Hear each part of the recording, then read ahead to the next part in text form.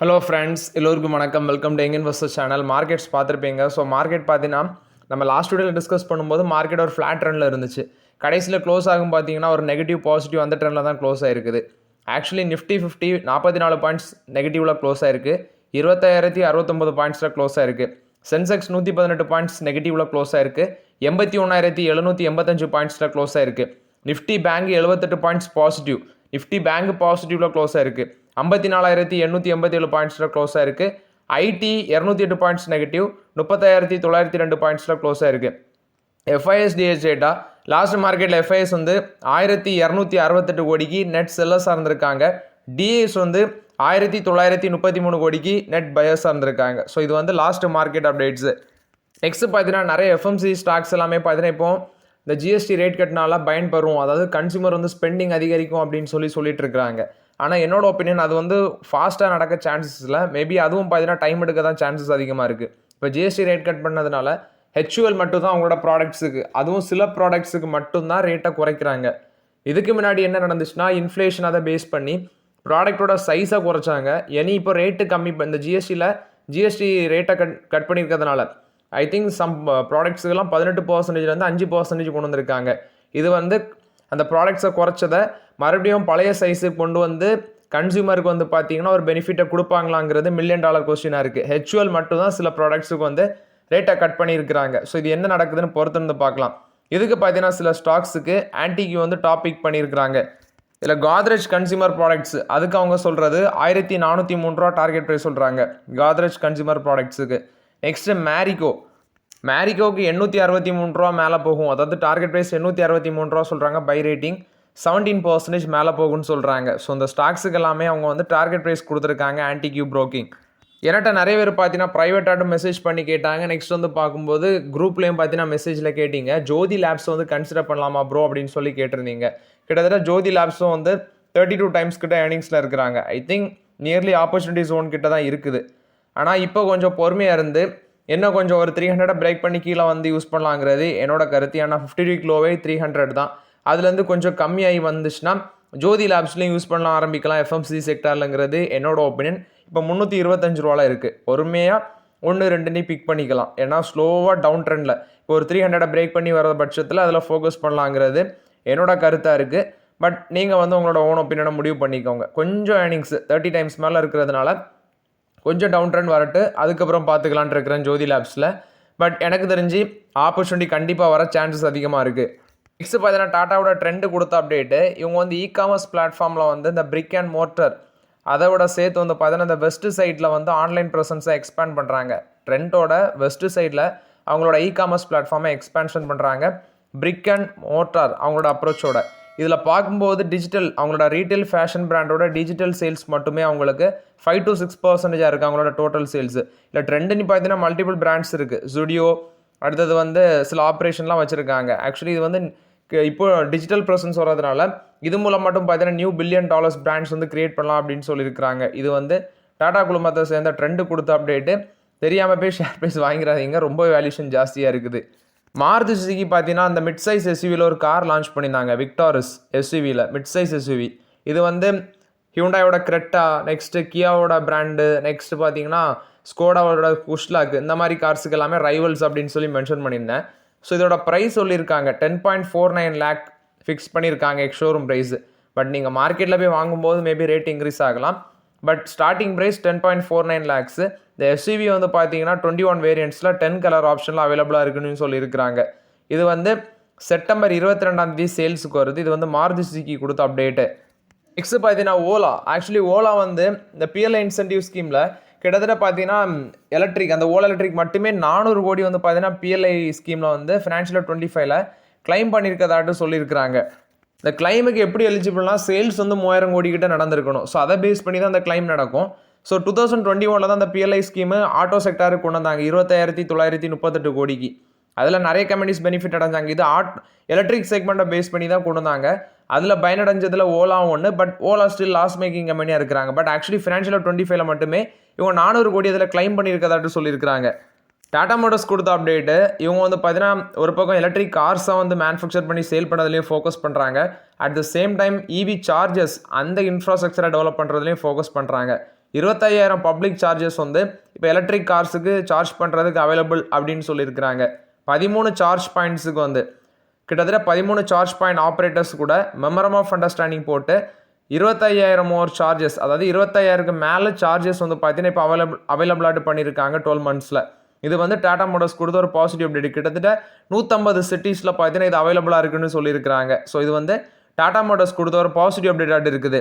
Next Parag Parikh flexi cap fund, Motilal Oswal mid cap fund, இப்படி ஒரு 7 funds வந்து பார்த்தீங்கன்னா ஆகஸ்ட்டில் 1000 கோடி அளவுக்கு அந்த ஃபண்ட்ஸில் இன்ஃப்ளோ ஆயிருக்குது.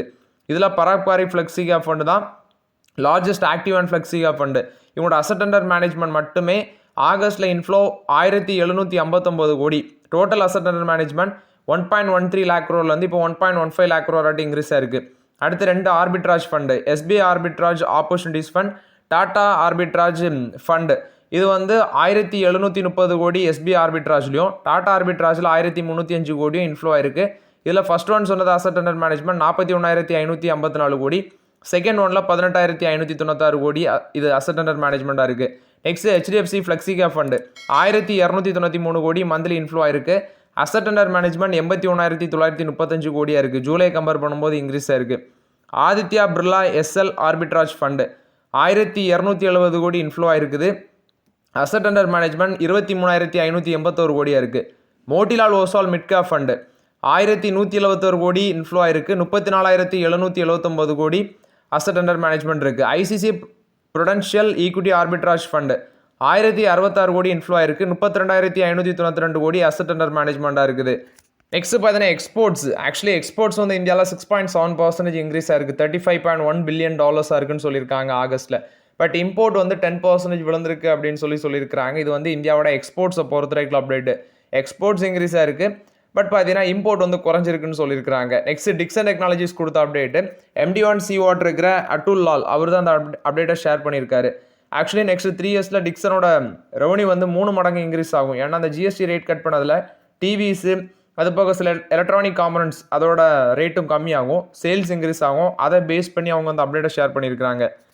நெக்ஸ்ட் பார்த்தீங்கன்னா அதானி குழுமம் வந்து Sonprayag Kedarnath ropeway project வந்து அவங்க தான் பில்ட் பண்ண இருக்கிறாங்க. அதானி என்டர்பிரைசஸ் வழியாட்டு ஹைவே லாஜிஸ்டிக்ஸ் மேனேஜ்மெண்ட் வந்து இந்த ஆர்டர் வின் பண்ணியிருக்காங்க. ஸோ டோட்டலாட்டி இதோட வேல்யூ பார்க்கும்போது கிட்டத்தட்ட 4,081 கோடி அப்படின்னு சொல்லியிருக்கிறாங்க. இது வந்து அதானி என்டர்பிரைசஸ் தான் இந்த ரோப்வே ப்ராஜெக்டை வந்து பார்த்தீங்கன்னா பில்ட் பண்ண போகிறதாட்டு சொல்லியிருக்கிறாங்க. வேதாந்தா குழுமத்தில் வந்து அப்டேட்டு NCLAT, அதாவது நேஷனல் கம்பெனி லா அப்பலட் ட்ரிபியூனல்னு சொல்லுவாங்க. நேஷனல் கம்பெனி லா அப்பலட் ட்ரிபியூனல் இவங்க வந்து அப்ரூவல் கொடுத்துருக்காங்க. வேதாந்தாவில் வந்து இந்த தால்வண்டி சாபோ அந்த பவர் பிஸ்னஸ் வந்து தனியாட்டு டிமர்ஜர் பண்ணுறதுக்கு, வேதாந்தாவில் வந்து தால்வாண்டி சபோ பவர் லிமிட்டடை வந்து தனியாட்டு டிமர்ஜர் பண்ணுறதுக்கு அப்ரூவல் கொடுத்துருக்காங்க.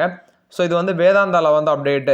நெக்ஸ்ட் பார்த்தீங்கன்னா கிரெட்டும் இண்டஸ்இண்ட் பேங்கும் சேர்ந்து 18 கேரட் கோல்டு கிரெடிட் கார்டை வந்து லான்ச் பண்ணியிருக்கிறாங்க. இண்டஸ்இண்ட் பேங்கும் கிரெட்டும் சேர்ந்து இதில் நியூ ப்ராடக்ட்ஸ் எல்லாமே அவைலபிளாக இருக்குது. ஃபஸ்ட்டு நீங்கள் பார்க்கும்போது இ-காமர்ஸ் டிரான்சாக்ஷனுக்கு 5% வரைக்கும் ஆஃபர் இருக்குது. இது போக ஆஃப்லைன் டிரான்சாக்ஷனுக்கு 1%, UPI ஸ்பெண்ட் பண்ணுறீங்க அல்லது வந்து ஸ்கேன் அண்ட் பே பண்ணுறீங்க அதுக்கும் சில அப்டேட்ஸை கொடுத்துருக்காங்க, ஆஃபர்ஸை வந்து கொடுத்துருக்காங்க. ஸோ ரிவார்ட் பாயிண்ட்ஸ் எல்லாமே இருக்குது. ஸோ செக் பண்ணி பார்த்துக்கோங்க. மோஸ்ட்லி இ-காமர்ஸ் அல்லது வந்து பார்த்தீங்கன்னா இந்த அமேசான், ஃப்ளிப்கார்ட்டு, ஸ்விக்கி, ஃபோன்பே இது மாதிரி நீங்கள் ஏதாவது பேமெண்ட் பண்ணிங்கன்னா அதுக்கும் பெனிஃபிட் இருக்குன்னு சொல்லியிருக்கிறாங்க. இது வந்து கிரெட்டும் இண்டஸ்இண்ட் பேங்கும் சேர்ந்து தான் அந்த கார்டை லான்ச் பண்ணியிருக்கிறாங்க. நெக்ஸ்ட் டாடா மோட்டார்ஸோட சேல்ஸ் ஜூலையும் ஆகஸ்ட்டும் கம்பேர் பண்ணும்போது அவங்களோட கார்ஸ் நெக்ஸான் வந்து பார்த்தீங்கன்னா 9% இம்ப்ரூவ் ஆயிருக்கு. பஞ்சு ஒரு ஃப்ளாட்டாக விழுந்திருக்கு. டியாகோ 5% விழுந்திருக்கு. அல்ட்ராஸ் 1.5% இன்க்ரீஸ் ஆயிருக்கு. ஹேரியர் 39% இம்ப்ரூவ் ஆயிருக்கு. கர்வ் 15% விழுந்திருக்கு. சஃபாரி 19% இம்ப்ரூவ் ஆயிருக்கு.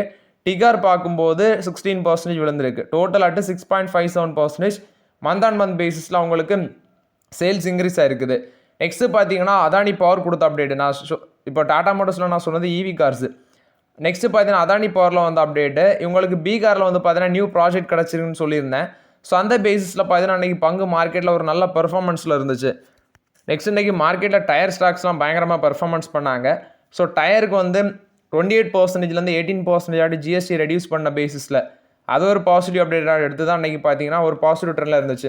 இது போக டிராக்டரோட டயர்ஸ் அண்ட் டியூப்ஸுக்கு GST 5% ஸ்லாபில் வருது. இதனால் அவங்களுக்கும் பெனிஃபிட்டாக இருக்கிற பேசிஸில் டயர் கம்பெனிஸ் எல்லாமே இன்றைக்கி மார்க்கெட்டில் ஒரு நல்ல பாசிட்டிவ் ட்ரெண்டில் தான் ட்ரேட் ஆகிட்டு இருந்துச்சு. L&Tக்கு ஒரு லார்ஜ் ஆர்டர் கிடச்சிருக்கு. லார்ஜ் ஆர்டர்னாலே 20,000 கோடி கிட்ட வரும். Mumbai Ahmedabad bullet train project வந்து இவங்களுக்கு கிடச்சிருக்குன்னு சொல்லியிருக்காங்க எல்என்டிக்கு. ஸோ கிட்டத்தட்ட இந்த கான்ட்ராக்டோட வேல்யூ 2500 கோடியிலேருந்து 5000 கோடின்னு தான் சொல்கிறாங்க. இது எல்என்டி கொடுத்த அப்டேட்டு. நெக்ஸ்ட் ஆகஸ்ட்டில் பார்க்கும்போது எந்த மியூச்சுவல் ஃபண்ட் வந்து எந்த ஸ்டாக்கை டாப் பிக்காக எடுத்திருக்காங்கன்னா எட்டர்னல், அதாவது எட்டர்னல்னா ஜொமேட்டோ, அவங்கள தான் டாப் பிக்காக எடுத்திருக்காங்க. கிட்டத்தட்ட ஆகஸ்ட்டில் மட்டுமே அதில் 7200 கோடி இன்வெஸ்ட்மெண்ட் ரிசீவ் ஆயிருக்கு அப்படின்னு சொல்லியிருக்கிறாங்க. இது வந்து ஜொமேட்டோ, எட்டர்னல் அதை பொறுத்த வரைக்கும் அப்டேட். அதிக அளவில் மியூச்சுவல் ஃபண்ட்ஸ் வந்து அதில் வாங்கி குமிச்சிருக்கிறாங்க. என்டிபிசி கிரீன் எனர்ஜி கொடுத்த அப்டேட்டு. இவங்க பார்த்தீங்கன்னா ஒரு கமர்ஷியல் ஆப்ரேஷனை வந்து அனௌன்ஸ்மெண்ட் பண்ணியிருக்காங்க. 25 மெகாவாட் கெப்பாசிட்டி குஜராத்தில். இது வந்து ஆப்ரேஷன், அதாவது ப்ரொடக்ஷன், கமர்ஷியல் ப்ரொடக்ஷன் ஸ்டார்ட் ஆயிருக்கு அப்படின்னு சொல்லியிருக்காங்க. டோட்டல் இன்ஸ்டால் கெப்பாசிட்டி 7272 மெகாவாட் அப்படின்னு சொல்லியிருக்கிறாங்க. இது வந்து என்டிபிசி கொடுத்த update.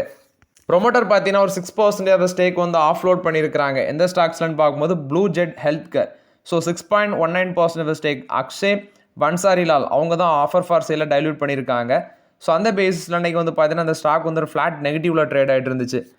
So okay friends, actually இந்த வீடியோவில் சில இம்பார்ட்டன்ட் அப்டேட்ஸ் எல்லாமே டிஸ்கஸ் பண்ணோம். அந்த வீடியோ உங்களுக்கு பயனுள்ளதாக இருந்துச்சுன்னா லைக் பண்ணுங்கள், சப்ஸ்கிரைப் பண்ணுங்கள், கமெண்ட் பண்ணுங்கள். Okay friends, thank you.